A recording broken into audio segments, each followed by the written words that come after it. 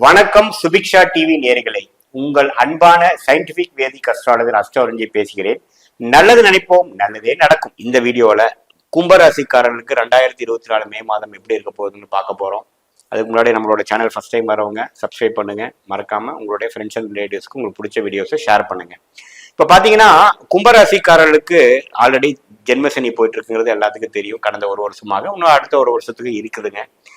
ஆனா 2ஆம் இடம் என்று சொல்லப்படுகிற இந்த குடும்பம் தன ஸ்தானத்துல பாத்தீங்கன்னா ராகுவும் 8ஆம் இடத்துல கேதுவும் இருக்க, செவ்வாயும் இந்த ராகுவோட சேர்ந்து இன்னும் குடும்பம் தனம் வாக்கை கெடுக்கக்கூடிய அமைப்பாக மே மாதம் உண்டு. ஸோ செவ்வாயும் ராகும் சேர்ந்து அதோட பார்த்தீங்கன்னா மே 10 வரைக்கும் புதனும் சேர்ந்து, அதாவது உங்களுடைய 5ஆம் இடம் என்று சொல்லப்படுகிற ஸ்தானாதிபதியாக புதனும் கேறுவது பார்த்தீங்கன்னா முதல் 10 நாட்கள் மிகவும் ஒரு மாதிரியான கேர்ஃபுல்லாக இருக்க வேண்டிய டைமாகவும், உங்களோட பேச்சு விஷயத்திலையும் வாக்கு விஷயத்திலையும் தனம் விஷயத்திலும் குடுக்கல் வாங்க விஷயத்துல நம்ம கேர்ஃபுல்லா இருக்கக்கூடிய அமைப்பா இருக்கிறது.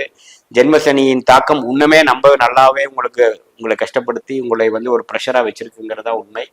இந்த 10 நாட்கள் மிகவும் கேர்ஃபுல்லாக இருக்கணும். அதுக்கப்புறம் பார்த்தீங்கன்னா புதன் பார்த்தீங்கன்னா இந்த ராகு செவ்வாயோட விலகி 3ஆம் இடத்துக்கு வர்றது ஒரு நல்ல மாற்றம் தான். பட் என்னதான் இருந்தாலும் 2ஆம் இடத்துல செவ்வாய் ராகு நீடித்து இருக்கிறார் என்பதை நீங்க மறந்து விடக்கூடாது.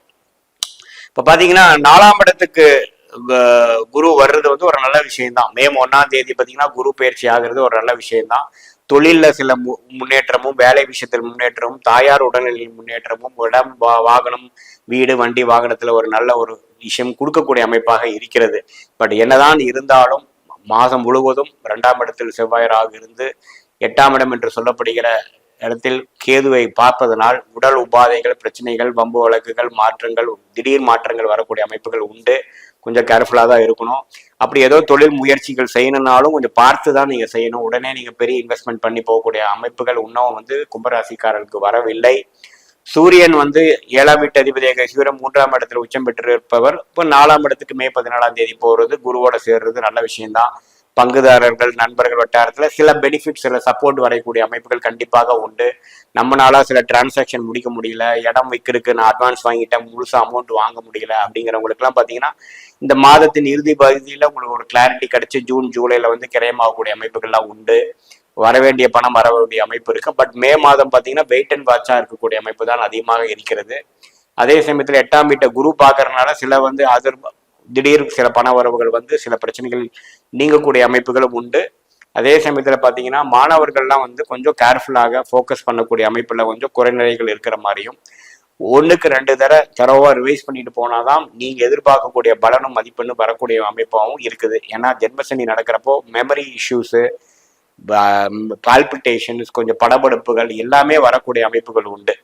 ஸோ எல்லாமே கொஞ்சம் மென்டல் கிளாரிட்டியாகவும், மெடிடேஷன் பண்ணக்கூடியதாகவும், யோகா முறையாகவும் மூச்சு பயிற்சி செஞ்சு மன அழுத்தத்தை குறைக்க வேண்டும் என்று தான் நான் கேட்டுக்கிறேன். ஏன்னா என்னதான் இருந்தாலும் ஜென்மசனி நடந்துட்டு இருக்கு.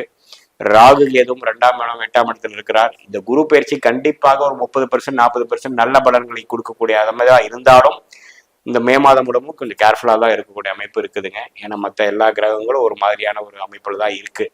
புதுசா ஒரு தொழில் அமைக்கிறது, ஒரு யுக்திகள் பண்ணக்கூடிய அமைப்பு, ஒரு பிளானிங் கிரவுண்ட் ஒர்க் செய்யக்கூடிய பண்ணலாம். ஏன்னா பாத்தீங்கன்னா சுக்கிரனும் குருவும் 4ஆம் இடத்துல பார்த்து 10ஆம் இடத்தை பார்க்க போறார். 4ஆம் இடத்துக்கு போய் 10ஆம் இடத்தை பார்க்க போறதுனால உங்களுக்கு சில விஷயங்கள் புதுசா ஒண்ணு பண்ணலாம். நமக்கு ஆல்ரெடி தெரிஞ்ச ஒரு விஷயத்த தொழிலா பண்ணலாம், பங்குதாரர்களோட சேர்ந்து பண்ணலாங்கிற ஒரு விஷயத்த நீங்க பிளான் பண்ணலாம். பட் எக்ஸிக்யூட் பண்ணக்கூடிய விஷயங்கள் அப்ப அடுத்த பல மாதங்கள்ல தான் பண்ணணுமே ஒழிய பிளானிங் ஒர்க், கிரவுண்ட் ஒர்க் நீங்க செஞ்சுக்கக்கூடிய அமைப்பு கண்டிப்பாக இந்த மாதத்துல நீங்க செஞ்சுக்கலாம். உடைய எக்ஸிக்யூட்டோ ஒரு ஃபுல்ஃபில்மெண்ட்டோ ஒரு பலனை அணிவிக்கக்கூடிய மாதத்துல நீங்க கொஞ்சம் கேர்ஃபுல்லா தான் இந்த மே மாதம் இருக்கணும்.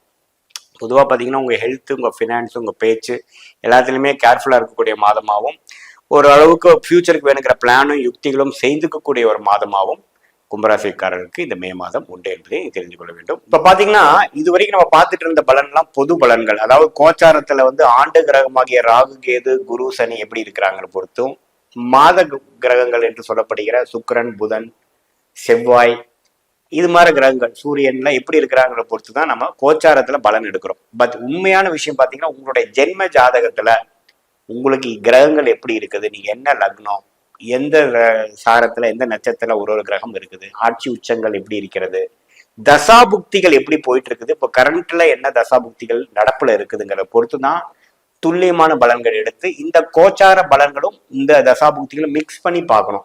ஒரு 80% பாத்தீங்கன்னா உங்களுடைய தசாபுக்திகள் பலன் கொடுத்து அதுக்கு சப்போர்ட்டிங் ஃபேக்டராக இந்த கோச்சார பலன்கள் நம்ம எடுத்துக்கணும். அதுதான் கரெக்டான துல்லியமான பலன் எடுக்கக்கூடிய ஒரு அணுகுமுறை. ஸோ நம்ம எதுக்கு இது பார்க்குறோம் அப்படின்னு பார்த்தீங்கன்னா, பொதுவாக இப்போ இருக்கக்கூடிய இந்த மாத காலத்துக்கு எப்படி உங்களோட அமைப்புகள் இருக்கு, சாதகமாக இருக்கிறதா சாதகம் இல்லாமல் இருக்கிறதான்னு பார்க்குறோம். உங்களுக்கு சாதகமான தசாபுக்திகள் போகிறப்போ நல்ல பலன்கள், நான் சொல்லக்கூடிய பலன்கள் கொஞ்சம் தூக்கலாகவும், சாதகமற்ற தசாபுக்திகள் போகும்பொழுது நான் சொன்ன சாதகமற்ற பலன்கள் கொஞ்சம் அதிகமாகவும் சாதகமான பலன்கள் குறைவாகவும் இருக்கும் என்பதை நீங்கள் அறிந்து கொள்ள வேண்டும். மீண்டும் மற்றொரு காணொலியில் சந்திப்போம். நன்றி, வணக்கம்.